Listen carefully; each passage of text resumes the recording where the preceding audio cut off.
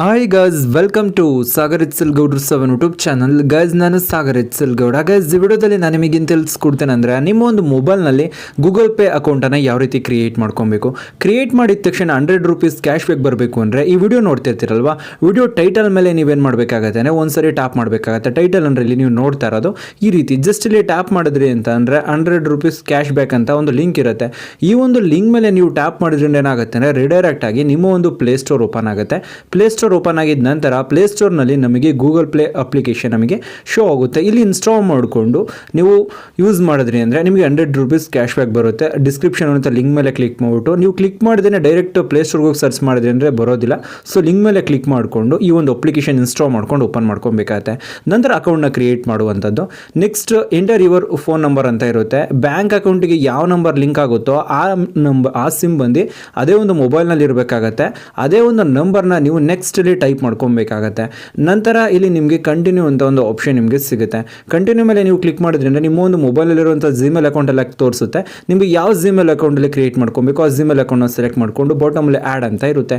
ಅಲ್ಲಿ ಕ್ಲಿಕ್ ಮಾಡಿದ್ರೆ ಏನಾಗುತ್ತೆ ಅಂದರೆ ಲಿಂಕ್ ವೆರಿಫೈ ಆಗುತ್ತೆ. ನಂತರ OTP ಬರುತ್ತೆ. OTP ಬಂದಿದ ನಂತರ OTP ಆಟೋಮೆಟಿಕ್ಲಿ ತಗೊಳ್ಳಿಲ್ಲ ಅಂದರೆ ಅಲ್ಲಿ ನೋಡ್ಕೊಬೇಕಾಗತ್ತೆ. ನಂತರ ಅಲ್ಲಿ ಎಂಟರ್ OTP ಅಂತ ಇರುತ್ತಲ್ಲ, ಅಲ್ಲಿ ನೀವು ಅಲ್ಲೇನಿರುತ್ತೋ ಅದನ್ನು ಇಲ್ಲಿ ನೀವು ಟೈಪ್ ಮಾಡ್ಕೊಬೇಕಾಗತ್ತೆ.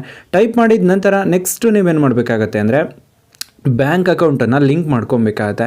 ಬ್ಯಾಂಕ್ನ ನೀವು ಲಿಂಕ್ ಮಾಡ್ಕೊಬೇಕು ಅಂದರೆ ನಿಮಗೆ ಇಲ್ಲಿ ಡ್ಯಾಶ್ ಬೋರ್ಡಲ್ಲೇ ನಿಮಗೆ ಶೋ ಆಗುತ್ತೆ ಆ್ಯಡ್ ಬ್ಯಾಂಕ್ ಅಕೌಂಟ್ ಅಂತ. ಆ್ಯಡ್ ಬ್ಯಾಂಕ್ ಅಕೌಂಟ್ ಮೇಲೆ ನೀವು ಕ್ಲಿಕ್ ಮಾಡ್ಕೊಬೇಕಾಗತ್ತೆ. ಆ್ಯಡ್ ಬ್ಯಾಂಕ್ ಅಕೌಂಟ್ ಮೇಲೆ ನೀವು ಕ್ಲಿಕ್ ಮಾಡಿದ್ರಿ ಅಂದರೆ ಎಲ್ಲ ಬ್ಯಾಂಕ್ಗಳು ಕೂಡ ನಿಮಗೆ ಶೋ ಆಗುತ್ತೆ. ಇಲ್ಲಿ ಸ್ಟಾರ್ಟಿಂಗಲ್ಲೇ ಸಿಕ್ಕಿದೆ ಅಂತಂದರೆ ಸೆಲೆಕ್ಟ್ ಮಾಡ್ಕೊಳ್ಳಿ, ಇಲ್ಲ ಅಂದರೆ ನೀವು ಸ್ಕ್ರಾಲ್ ಡೌನ್ ಮಾಡಬೇಕಾಗತ್ತೆ. ಆಲ್ ಬ್ಯಾಂಕ್ಸ್ ಅಂತ ಇರುತ್ತಲ್ಲ ಕೆಳಗಡೆ ಇರುತ್ತೆ, ಅಲ್ಲೂ ಕೂಡ ನಿಮಗೆ ಸಿಕ್ಕಿಲ್ಲ ಅಂದರೆ ಸರ್ಚ್ ಬ್ಯಾಂಕ್ಸ್ ಅಂತ ಇರುತ್ತಲ್ಲ ಅಲ್ಲಿ ಕ್ಲಿಕ್ ಮಾಡ್ಕೊಬೇಕಾಗತ್ತೆ. ಅಲ್ಲಿ ನೀವು ಕ್ಲಿಕ್ ಮಾಡ್ಕೊಂಡ್ರಿ ಅಂದರೆ ಬೇಗನೆ ಸಿಗುತ್ತೆ.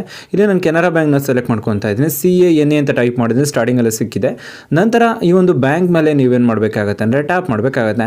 ಟ್ಯಾಪ್ ಮಾಡಿದ ನಂತರ ಇಲ್ಲಿ ಕಂಟಿನ್ಯೂ ಅಂತ ಇರುತ್ತಲ್ಲ, ಕಂಟಿನ್ಯೂ ಮೇಲೆ ನೀವು ಕ್ಲಿಕ್ ಮಾಡಬೇಕಾಗತ್ತೆ.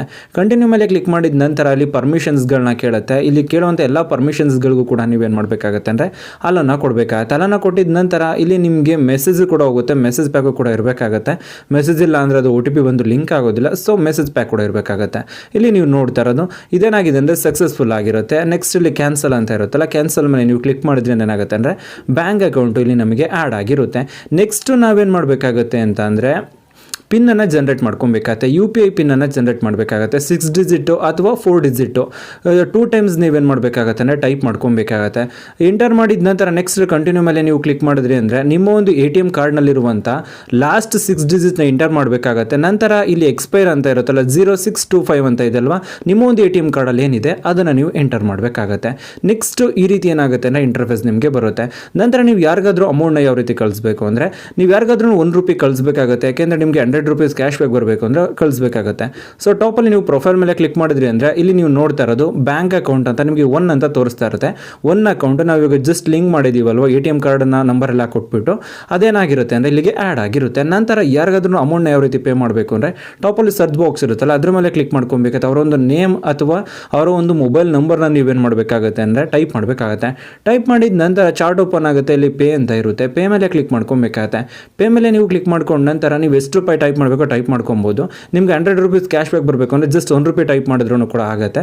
ಯಾರಿಗಾದ್ರೂ ಜಸ್ಟ್ ಟ್ರಾನ್ಸಾಕ್ಷನ್ ಆದರೆ ಸಾಕಾಗುತ್ತೆ. ನೆಕ್ಸ್ಟ್ ಇಲ್ಲಿ ಆರೋ ಮಾರ್ಕ್ ಮೇಲೆ ಕ್ಲಿಕ್ ಮಾಡ್ಕೊಬೇಕಾಗತ್ತೆ. ಪೇ 1 ಮೇಲೆ ನೀವು ಕ್ಲಿಕ್ ಮಾಡಬೇಕಾಗತ್ತೆ. ನೆಕ್ಸ್ಟು 6 ಡಿಜಿಟು ಅಥವಾ 4 ಡಿಜಿಟು ನೀವು ಎಷ್ಟು ಯಾವುದು ಕೊಟ್ಟಿರ್ತೀರೋ ಅದು ನಿಮಗೆ ಶೋ ಆಗುತ್ತೆ.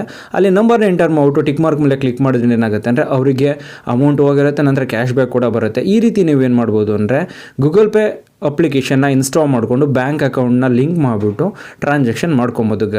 ಗೈಸ್ ನಾನಿವಾಗ ನಿಮಗೆ ತಿಳಿಸ್ಕೊಡಿ ಸಿಂಪಲ್ ಟ್ರಿಕ್. ಏನಾದರೂ ನಿಮ್ಗೆ ಇಷ್ಟ ಆಯ್ತು ಅಂದರೆ ಪ್ಲೀಸ್ ಲೈಕ್ ಮಾಡಿ, ಶೇರ್ ಮಾಡಿ ಮತ್ತು ಸಬ್ಸ್ಕ್ರೈಬ್ ಆಗೋದನ್ನು ಮರಿಬೇಡಿ guys. Thank you for watching guys.